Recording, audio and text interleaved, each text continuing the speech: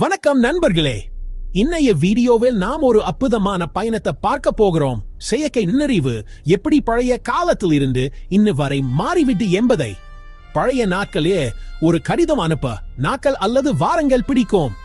ஆனா இன்று AI வந்த பிறகு சில வினாடிகளில் உலகம் எங்கிருந்தாலும் நம்முடன் பேச முடிகிறது. AI முன்பு வேலை செய்வதற்கு மனிதர்களின் நேரமும் உழைப்பும் அதிகம் தேவைப்பட்டது. ஆனா AI பிறகு ஒரு கிளிக்கில் 1000 விஷயங்களை செய்ய முடிகிறது.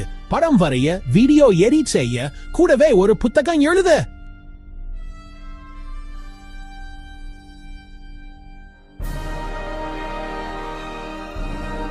இது நல்லதா கெட்டதா? அது தீர்மானம் உங்க கையில்.